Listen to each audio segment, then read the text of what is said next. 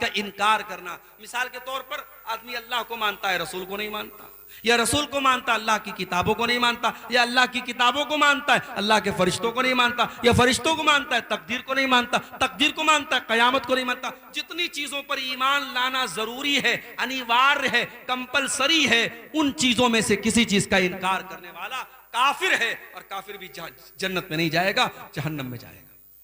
वमन यकफुर बिल ईमान फक़द हबित अमलुहु, जो अल्लाह ताला के ऊपर ईमान लाने वाली किसी चीज का इनकार करेगा, फक़द हबित अमलुहु, उसके सारे अमल बर्बाद हो जाएंगे। वहुवा फिल आखिरति मिनल खासिरीन, और आखिरत में वो नुकसान उठाने वालों में से होगा।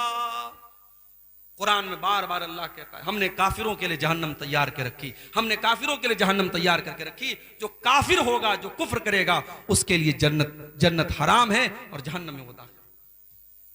और आगे बढ़िए, जहन्नम में लेकर के जाने वाली एक और चीज है अल्लाह का मजाक उड़ाना, अल्लाह के रसूल का मजाक उड़ाना, फरिश्तों का मजाक उड़ाना, कुरान का मजाक उड़ाना, शरीयत का मजाक उड़ाना। अगर आपने शरीयत की किसी चीज का मजाक उड़ाया तो ये चीज भी आपको अल्लाह की जन्नत से दूर कर देगी। अल्लाह ने कुरान में फरमाया, कुल अबिल्लाहि व आयातिही व रसूलिही कुंतुम तस्तहज़िऊन। ऐ नबी, आप कह दीजिए मुनाफिकों से, काफिरों से, क्या तुम अल्लाह का मजाक उड़ाते हो? क्या तुम अल्लाह की आयतों का मजाक उड़ाते हो? क्या तुम अल्लाह के रसूल का मजाक उड़ाते हो? ला तातज़िरू कद कफरतुम बाद ईमानिकुम। ऐ काफिरो, तुम जितना भी बहाना कर लो, ऐ मुनाफिको, तुम जितना भी बहाना कर लो, जब तुमने अल्लाह का मजाक उड़ा लिया, जब तुमने रसूल का मजाक उड़ा लिया, जब तुमने अल्लाह के फरिश्तों का मजाक उड़ा लिया, तो तुम काफिर हो गए, तुम बर्बाद हो गए।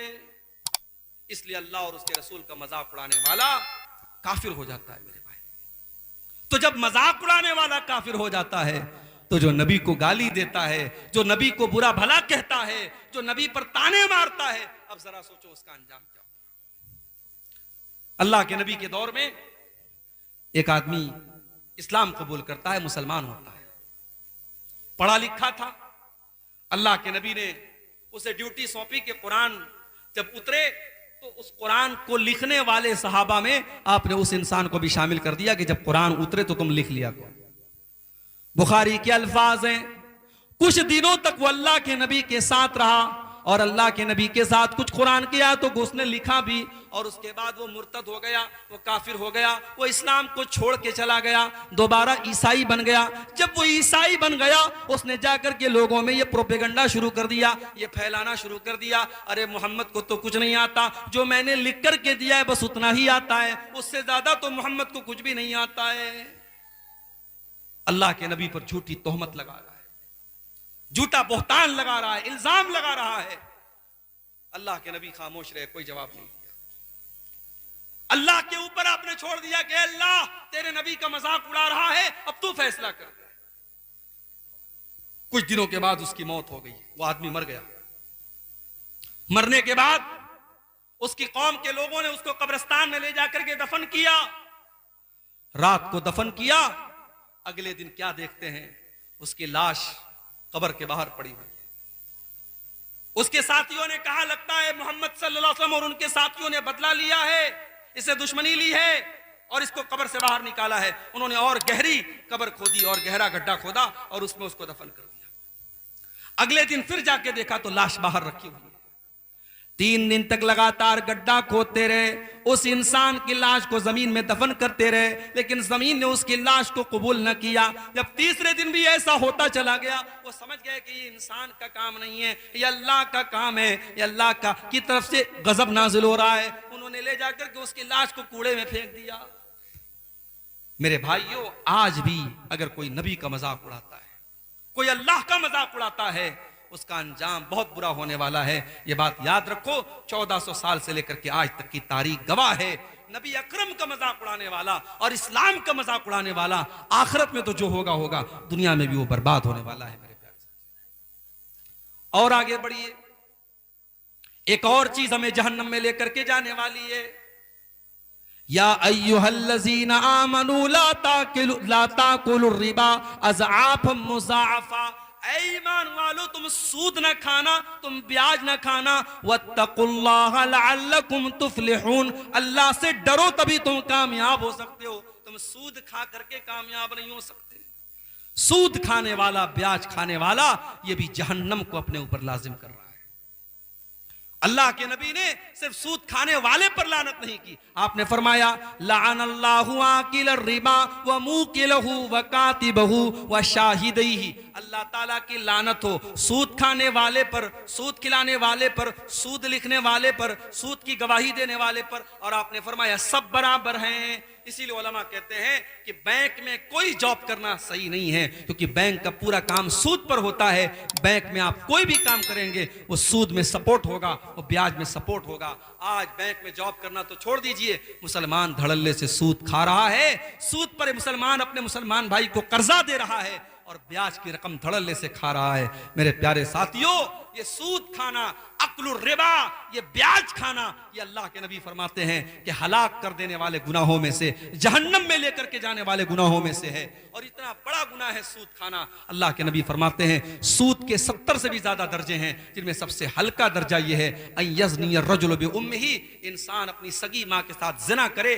जितना बड़ा पाप ये है, उससे भी कहीं बड़ा पाप ये है कि इंसान सूद खाए। अल्लाह हम सब की हिफाजत करे। आज सूद अलग अलग शक्लों में हमारे और आपके घरों में दाखिल हो रहा है। मेरे प्यारे साथियों, अब यहाँ एक सवाल लोग पूछते हैं कि बैंक में हम जो सेविंग अकाउंट खोलते हैं, आज के दौर में जो हमारे मुल्क के हालात हैं, हम बगैर बैंक के अकाउंट के कोई काम नहीं कर सकते। हर चीज में बैंक में अकाउंट की जरूरत पड़ती है। और सेविंग अकाउंट में बैंक में इंटरेस्ट आता है, तो उस इंटरेस्ट का हम क्या करें, उस ब्याज का हम क्या करें? उसका सही जवाब यह है, जो जवाब उलमा ने दलाल की रोशनी में दिया है, कि अगर बैंक में आपको इंटरेस्ट मिल रहा है, ब्याज मिल रहा है, उस पैसे को आप अपने ऊपर इस्तेमाल नहीं करेंगे।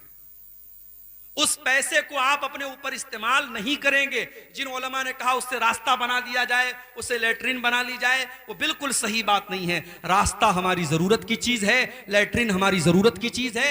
हम ब्याज के पैसे से न रास्ता बना सकते हैं, न लेटरिन बना सकते हैं। अब उस पैसे को हम क्या करेंगे? कुछ उलमा ने कहा उसको बैंक में छोड़ दो, वो हमारा पैसा है ही नहीं। हमने अगर अपने अकाउंट में 1000 रुपया जमा किया और 1000 पर अगर 50 रुपया ब्याज मिल रहा है, वो 50 हमारा है ही नहीं, तो हम उसके चक्कर में क्यों पड़े? जो हमारी मूलधन है, जो असल रकम है 1000 रुपया, वो हम ले लें और 50 को छोड़ दें। लेकिन दूसरे उलमा ने कहा नहीं, अगर हम वो पैसा अपने अकाउंट में छोड़ देंगे तो बैंक हमारे पैसे को और इस्तेमाल करेगा, उससे वो और इंटरेस्ट कमाएगा। इसलिए उस पैसे को बैंक वाले को छोड़ना मुनासिब नहीं है। हम उस पैसे को निकालेंगे, उसका कैलकुलेशन करेंगे, उसका हिसाब करेंगे, और उस पैसे को हम किसी गरीब आदमी को, किसी जरूरतमंद आदमी को, किसी बीमार को हम इलाज के लिए दे देंगे, किसी जरूरतमंद की जरूरत के लिए दे देंगे, इस मकसद के साथ कि वो पैसा इस्तेमाल हो जाए। और वो पैसा हम अपने जाती इस्तेमाल में नहीं लाएंगे और ना उस पर किसी सवाब की उम्मीद रखेंगे। चूंकि मजबूरी है, पैसे को जाया भी नहीं किया जा सकता, पैसे को बर्बाद भी नहीं किया जा सकता, तो उस सूद के पैसे को निकाल करके हम किसी गरीब वगैरह को दे देंगे। अब चाहे वो गरीब मुसलमान हो, गैर मुस्लिम हो, हम किसी को भी दे सकते हैं। अब अगर कोई पूछता है कि वो तो हराम पैसा है, हम किसी मुसलमान गरीब को क्यों दे सकते हैं? जब आपने दे दिया तो अब वो उसके लिए हराम नहीं है, वो आपके लिए हराम था। आपको ब्याज के तौर पे मिल रहा था, आपने उसको मदद के तौर पे दिया है, उसके लिए ब्याज नहीं है। उसको ऐसे समझो जैसे किसी गरीब को आपने ज़कात का पैसा दिया, अब वो उसके लिए ज़कात है, मगर उसी ज़कात के पैसे से अगर गरीब किसी दूसरे मुसलमान को दावत खिलाता है तो उस दूसरे मुसलमान के लिए वो खाना जायज़ है, वो उसके लिए ज़कात की रकम नहीं है, ज़कात की रकम उस गरीब के लिए है। वही मसला यहां पर अप्लाई होगा। आप किसी भी गरीब को वो ब्याज का पैसा दे करके अपनी जान छुड़ा सकते हैं। और आगे बढ़िए, जहन्नम में लेकर के जाने वाली एक और चीज है मेरे प्यारे साथी, और वो क्या है? यतीम का माल खाना। यतीम का माल खाने वाला भी जहन्नम में जाएगा, क्योंकि यतीम वो बच्चा है जिसने अपने बाप को खोया है। और बाप जब दुनिया से चला गया, बाप बहुत बड़ी दीवार होता है, बाप बहुत बड़ा साया होता है। जिस बच्चे का बाप जायज तरीके से खा जाते हैं, वो अपने पेट में जहन्नम की आग भर रहे हैं और अनकरीब वो जहन्नम में जाएंगे। अच्छा, यतीम का माल खाने वाला जहन्नम में जाएगा और इमाम साहब का माल खाने वाला कहां जाएगा? 5 टाइम की नमाज पढ़ाने वाला मौलवी, जो दुनिया की सबसे खतरनाक ड्यूटी निभा रहा है। दुनिया में सारा मोहल्ला, सारा गांव सोया रहे, मस्जिद का इमाम अगर किसी दिन सोया रह जाए और फजर में टाइम से ना पहुंच पाए तो पूरा मोहल्ला गरेबान पकड़ के हिसाब लेता, मौलवी साहब फजर में आप नहीं उठे, फजर में आप नहीं उठे, और उसको तनख्वाह कितनी देते हो? अभी लेटेस्ट वाकया हुआ है हमारे उत्तर प्रदेश में, कानपुर में एक जगह है, उस जगह का नाम है फफूंद। सुना होगा आपने, सोशल मीडिया पे देखा होगा।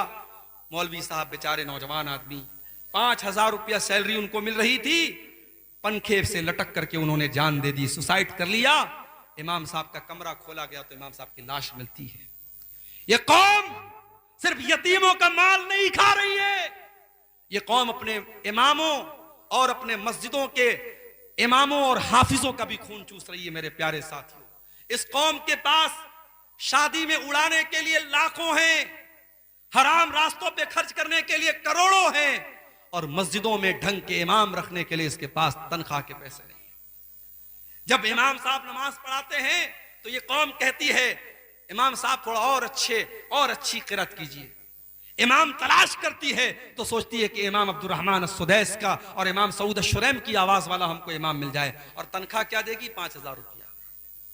मेरे प्यारे साथियों, अगर यतीम का माल खाने वाला जहन्नम की आग में जाएगा तो अपने कौम के मौलवियों और इमामों और टीचरों का खून चूसने वाले, अभी कितने टीचर हैं मदरसों में, उन बेचारों की तनख्वाह 4,000 5,000 रुपया है, और वो 5,000 रुपया तनख्वाह भी उनको मदरसे का मैनेजमेंट कहता है, मदरसे के नाजिम कहते हैं, मदरसे की कमेटी कहती है कि मौलवी साहब आपके पैसे के बराबर हमारे पास बजट में पैसा नहीं है, आप जाइए चंदा करके लाइए, उसी में से आप अपनी तनख्वाह ले लीजिए। यानी मौलवी बेचारा मदरसे में पढ़ाए भी और उसके बाद सैलरी जब मिलने का टाइम आए तो वो चंदा करके अपनी सैलरी लाए। मेरे प्यारे साथियों, डूब मरे हम, शर्म से डूब मरे, चुल्लू भर पानी में डूब मरे।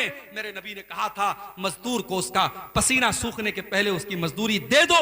या मौलवी और टीचर और मुअल्लिम महीना भर पढ़ाता है, उसके बाद उसकी तनख्वाह का पैसा हमारे पास नहीं होता है। और आज हालात ये हैं, लॉकडाउन के बाद कितने मौलवियों ने मस्जिदों में पढ़ाना बंद कर दिया, मदरसों में पढ़ाना बंद कर दिया। क्यों? मस्जिद की कमेटी ने कहा मौलवी साहब लॉकडाउन लगाए, अब हमारे पास तनख्वाह देने के लिए पैसा नहीं है।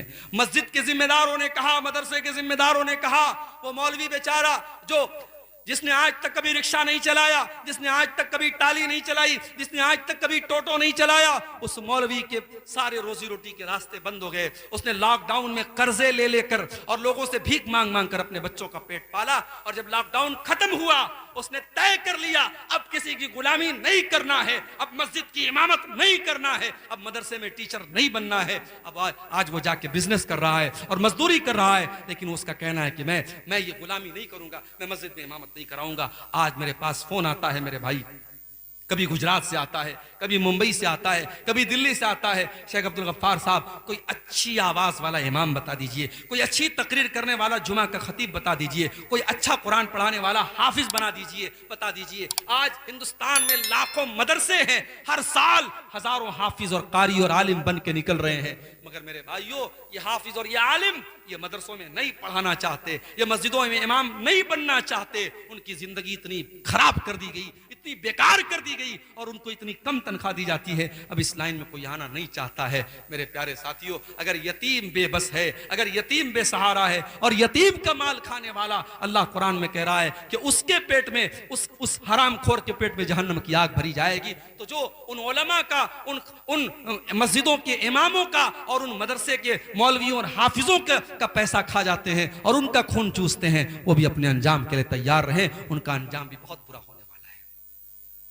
और आगे बढ़िए, एक और चीज है जो जहन्नम में लेकर के जाती है, वला तक़रबुज़्ज़िना, ज़िना के करीब न जाना, बदकारी के करीब न जाना। तुम जब जवान हो गए, बालिग हो गए, हमने शादी का सिस्टम रखा, हमने निकाह का सिस्टम रखा, तुमने निकाह क्यों न कर लिया, तुमने शादी क्यों न कर ली, तुमने ज़िना क्यों किया, तुमने नाजायज तरीके से संबंध क्यों बनाया, तुमने नाजायज तरीके से अपनी ख्वाहिशात को पूरा क्यों किया। वला तक़रबुज़्ज़िना, ज़िना के करीब न जाना, इन्नहु काना फ़ाहिशतन व साअ सबीला। ये ज़िना का रास्ता बड़ा गंदा रास्ता है, बड़ा बुरा रास्ता है। अल्लाह के नबी जब फजर की नमाज पढ़ाते थे, फजर की नमाज पढ़ा के मुसल्ले पर बैठे रहते थे और सहाबा से पूछते थे, सहाबा क्या आज आप लोगों ने कोई ख्वाब देखा है, कोई सपना देखा है? अगर कोई सहाबी कोई सपना देखते थे, कोई ख्वाब देखते थे, बयान करते थे। और कभी कभी अल्लाह के नबी अपना भी ख्वाब बयान करते थे। एक दिन आपने अपना ख्वाब बयान किया, मैं सोया हुआ था, दो फरिश्ते मेरे पास आए और मुझे लेकर के गए और बहुत सारी चीजें मुझे दिखाई। जब मैं चल रहा था उन फरिश्तों के साथ तो मैंने देखा एक जगह एक तंदूर बना हुआ है।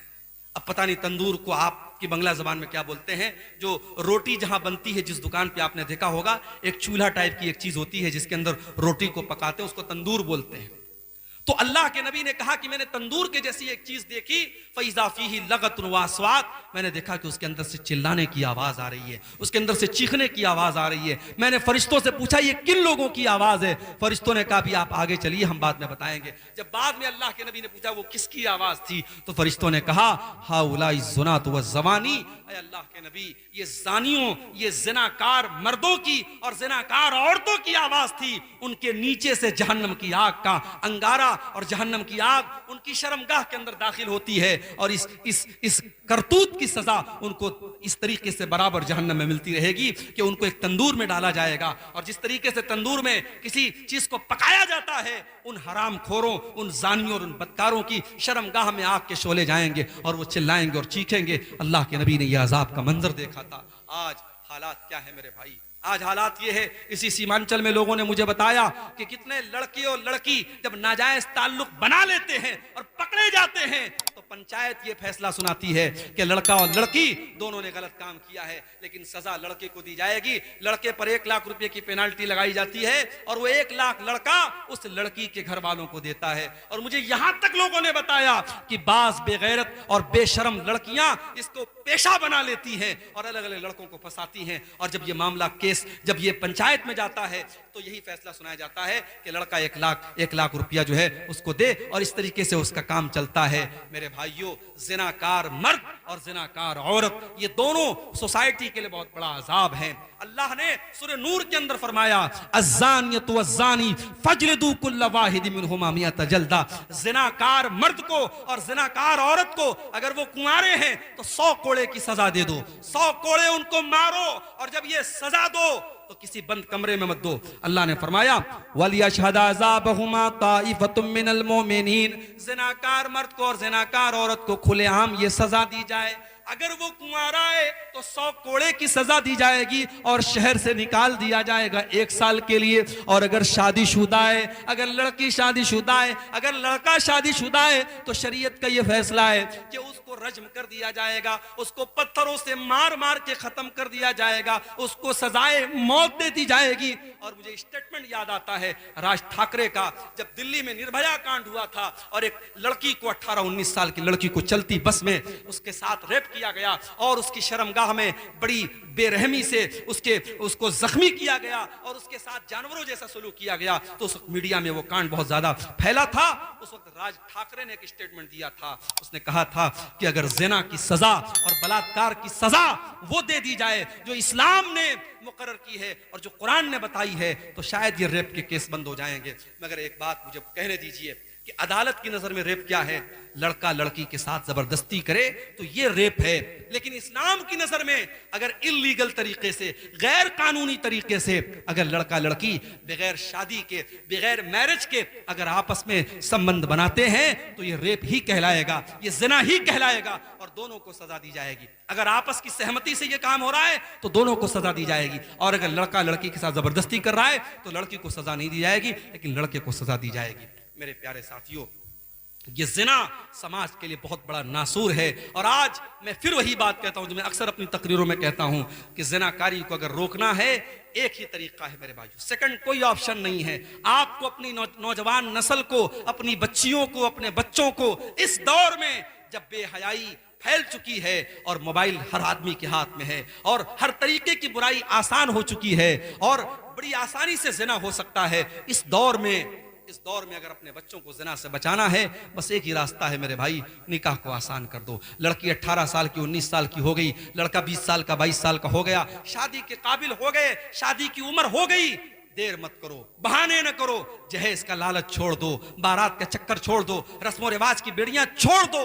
जो शरीयत ने सिखाया है, जो इस्लाम ने सिखाया है, सिंपल तरीके से, सुन्नत तरीके से। अभी कल हतिया दियारा में कटिहार में प्रोग्राम था, वहाँ एक भाई की बात मुझे बहुत अच्छी लगी। उन्होंने कहा मौलाना मेरा एक अल्लाह से मैंने एक वादा किया है, अहद किया है, दुआ कीजिए अल्लाह मुझे इस अहद पर कायम रखे। उन्होंने कहा कि मेरे कई बच्चे हैं, 4 बेटे हैं, मैंने ये सोचा है मैं किसी बेटे की शादी में 1 पैसा जहेज नहीं लूंगा, और कल अल्लाह के यहाँ जब जाऊंगा अल्लाह पूछेगा क्या अमल लेके आया है, तो तौहीद की बात में बयान करूंगा कि अल्लाह ये अमल मेरा तू कबूल कर ले कि जिस समाज में जहेज लेने का चलन था और लोग लालच करते थे, लाख लाख रुपए की, 10-10 लाख रुपए की डिमांड करते थे, अल्लाह उस समाज में मैंने 1 पैसा जहेज नहीं लिया है, वो अमल मैं लेकर के अल्लाह के पास जाना चाहता हूं। मौलाना आप मेरे हक में दुआ कीजिएगा। मुझे बात बहुत अच्छी लगी। काश ये सोच आपके मियां बाजार के और इस जलसे में, इस मजलिस में बैठे हर नौजवान की और उसके गार्जियन की हो जाए। मेरे प्यारे साथियों, आप निकाह को आसान कीजिए, आप जहेज का चक्कर छोड़ दीजिए, बारात का चक्कर छोड़ दीजिए, और फिर देखिए निकाह में बरकत होती है कि नहीं,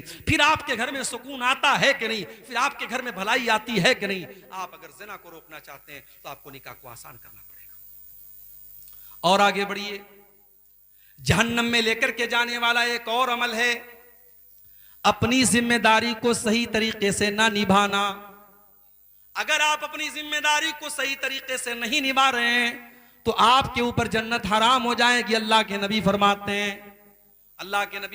हैं जिसको अल्लाह ताला कोई जिम्मेदारी अता करता है, जिसके ऊपर कोई जिम्मेदारी अल्लाह ताला अता करता है, सुम्मा यमूत यौम यमूत वहुवा गाशुन लिरइयतिही इल्ला हर्रमल्लाहु अलैहिल जन्ना। अगर वो अपनी जिम्मेदारी को सही तरीके से नहीं निभा रहा है और उसी हालत में मर जाता है, उसके ऊपर जन्नत हराम हो जाएगी। मदरसे के नाजिमों सुन लो, मस्जिदों के मुतवल्लियों सुन लो, और गांव के प्रधानों तुम भी सुन लो। तुम्हारे कंधों पर जो जिम्मेदारी डाली गई है, अगर तुमने अपनी जिम्मेदारी का हक अदा न किया, अगर तुमने अपनी कुर्सी का, अपने पावर का हक अदा न किया, तुमने अपनी जिम्मेदारी के साथ इंसाफ न किया, अल्लाह के नबी फरमा रहे हैं इल्ला हर्रमल्लाहु अलैहिल जन्ना, ऐसे इंसान के ऊपर जन्नत हराम हो जाएगी। और यहां एक बात और नोट कर लीजिए, जिस तरीके से मस्जिद का मुतवल्ली एक जिम्मेदार है, मदरसे का सेक्रेटरी एक जिम्मेदार है, जिस तरीके से गांव का प्रधान एक जिम्मेदार है, उसी तरीके से हर घर में बाप अपनी औलाद का जिम्मेदार है, माँ अपनी बेटियों की जिम्मेदार है, बड़ा भाई छोटे भाइयों का जिम्मेदार है, बड़ी बहन छोटी बहनों की जिम्मेदार है। हम सब के कंधों पर कोई ना कोई जिम्मेदारी है मेरे प्यारे साथियों, और उस जिम्मेदारी के बारे में भी हमें जवाब देना पड़ेगा। माँ बाप को जवाब देना पड़ेगा कि तुम तो रातों में तहज्जुद पढ़ा करते थे, तुम्हारे घर में ज़िना कैसे हो गया, तुम्हारी बेटी ने गलत कदम क्यों उठाया, तुम्हारा बेटा रात में 2-2 बजे तक क्या करता था। बाप को जवाब देना पड़ेगा, माँ को जवाब देना पड़ेगा। इसलिए मेरे भाइयों, ये जिम्मेदारी भी हम अपने कंधों पर महसूस करें। अगर हम बाप हैं, एक अच्छे बाप बने, अगर माँ हैं, एक अच्छी माँ बने, बड़े भाई हैं, एक अच्छे बड़े भाई बने, अपने अंडर में जो लोग हैं उनकी जिम्मेदारी को अपने ऊपर महसूस करें। ये चीज़ भी अल्लाह तबारक व तआला के यहाँ बहुत खतरनाक साबित होने वाली है। अगर हमने अपनी जिम्मेदारी को सही तरीके से नहीं निभाया तो हमें और आपको जहन्नम में जाना पड़ सकता है। इसी तरीके से जहन्नम में लेकर के जाने वाली एक और चीज है नेकी करके एहसान जताना। किसी के साथ आपने भलाई कर ली, अब एहसान जता रहे हैं। अल्लाह के नबी फरमाते सलासतुन ला यदखुलूनल जन्ना, 3 लोग ऐसे हैं जो जन्नत में नहीं जाएंगे, यानी जहन्नम में जाएंगे। अल मन्नान, एहसान जताने वाला, एहसान जताने वाला। कभी अब अगर आपने किसी के साथ कोई अच्छा काम किया है, मौका आया आपने फट से बयान कर दिया। जब आपने बयान कर दिया, इसका मतलब कि आपका मकसद अल्लाह को राजी करना नहीं था, आप तो मौका तलाश कर रहे थे कि देखो मैंने एहसान किया है, अब इस एहसान को जाहिर करने का कब मौका मिलता है। तो कभी एहसान मत जताइए मेरे भाइयों। जिस तरीके से नेकी करते हैं आप, नेकी करके उसको दरिया में डाल दीजिए, नेकी करके भूल जाइए, एहसान करके भूल जाइए। आज भी बहुत से अल्लाह के बंदे हैं, सर्दी का मौसम आता है, अपनी कार से जाते हैं, 10,000 रुपए का कंबल खरीदते हैं और गरीबों की बस्तियों में जाते हैं। जो गरीब बेचारा रात में सर्दी में ठिठुरा लेटा हुआ है, धीरे से जाते हैं, उसको कंबल उड़ा देते हैं। कोई कैमरा नहीं है, कोई मीडिया कवरेज नहीं है, कोई यूट्यूबर नहीं है, रात का अंधेरा है, अल्लाह देख रहा है। और उस गरीब को भी नहीं पता कौन से सेठ जी आए थे, कौन से हाजी साहब आए थे। हाजी साहब उतरे, सेठ जी उतरे, उस गरीब को कंबल उड़ा के आगे बढ़ गए। ये नेकी मेरे भाइयों अल्लाह के काम देगी। नेकी करो, दरिया में डाल दो। ये दौर बड़ा अजीब दौर है मेरे भाई, ये दौर बड़ा अजीब दौर है। वो दौर खत्म हो गया जब नेकी करके लोग दरिया में डाल देते थे। अब लोग नेकी करके यूट्यूब पर डालते हैं, अब लोग नेकी करके फेसबुक पर डालते हैं, अब नेकी का प्रचार किया जाता है। अब एक ही हैंडपंप पर 10 बार पेंट होता है, एक बार ग्रीन होता है, एक बार ब्लू होता है, एक बार रेड होता है। एक हैंडपंप पर 10 बार पेंट करा के 10 हैंडपंप का पैसा लिया जाता है। ये बेईमानी और ये चोरी और ये हरामखोरी भी आपके बिहार और झारखंड में हो रही है मशरूआत के नाम पर। अल्लाह हम सब की हिफाजत फरमाए। अल मन्नान, अल्लाह के नबी फरमाते हैं कि एहसान जताने वाला, नेकी करके नेकी जताने वाला, वो भी अल्लाह के यहाँ जहन्नम में जाएगा, जन्नत हराम है उसके लिए। और दूसरा आदमी वलाक, रिश्ता काटने वाला, रिश्ता काटने वाला। भाई ने भाई से रिश्ता काट लिया, भाई ने बहन से रिश्ता काट लिया, बेटे ने बाप से रिश्ता काट लिया। अरे तू कौन होता है रिश्ता काटने वाला? ये रिश्ता तेरा बनाया हुआ नहीं, ये रिश्ता रब का बनाया हुआ है, ये रिश्ता अल्लाह का बनाया हुआ है। अल्लाह ने तुझे किसी का भाई बनाया, अल्लाह ने किसी का भतीजा बनाया, अल्लाह ने किसी का पोता बनाया, अल्लाह ने किसी का बेटा बनाया। जब रिश्ते अल्लाह ने बनाए हैं, रिश्तों को तोड़ने वाले तुम कौन होते हो? ला यदखुलुल जन्नत कातिउन, अल्लाह के नबी कहते हैं रिश्ता काटने वाला जन्नत में नहीं जाएगा।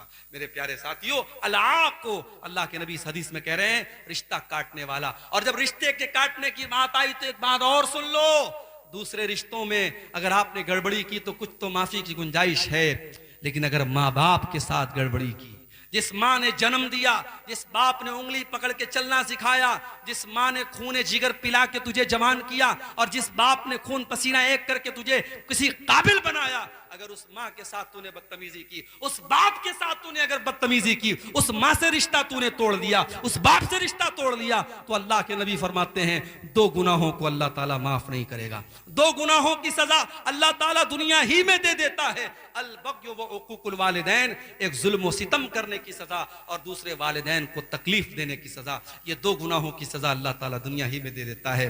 मेरे प्यारे साथियों, तो इस हदीस में दूसरा गुनाह यह है अल आक को, रिश्ता काटने वाला भी जन्नत में नहीं जाएगा। और तीसरा कौन होगा? वह मुदमिनुल खमरी, शराब का आदी, शराब की लत जिसको लग गई। शराब कभी पी लिया, तौबा कर लिया, अलग बात है। जिसको शराब की लत लग गई, अब शराब के बगैर रहता नहीं है, अब ये बहुत खतरनाक आदमी हो गया। इसको शराब के बगैर चैन नहीं है, शराब का एडिक्ट हो गया, शराब की लत लग गई। ऐसा आदमी, जन्नत इसके ऊपर हराम है।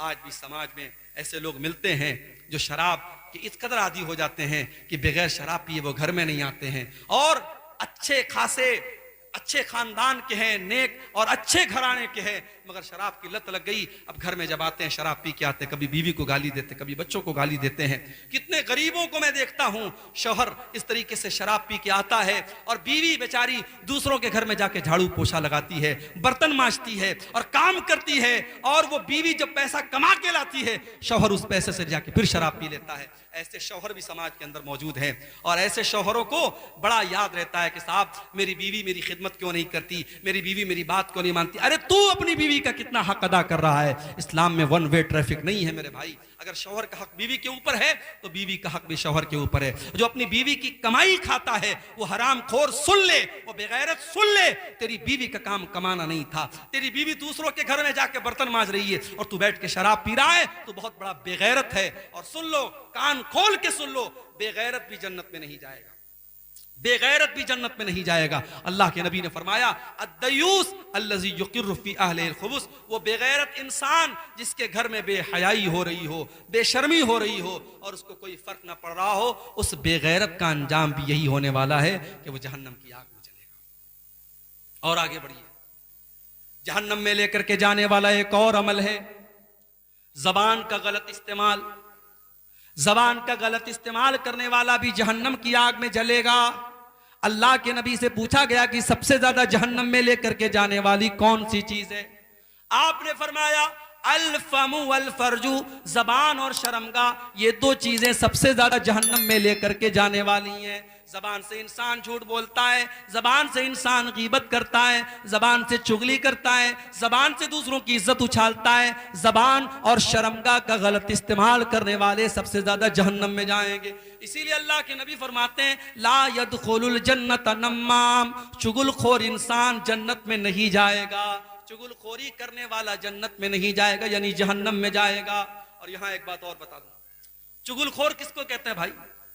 चुगलखोर उसको कहते हैं जो इधर की बात उधर करे, अब इधर की बात उधर कर रहा है तो जरूरी नहीं कि सब बात गलत कर रहा है, सही भी कर रहा है, मगर सही बात भी अगर इधर की उधर करके लड़ा रहा है तो वो चुगलखोर है।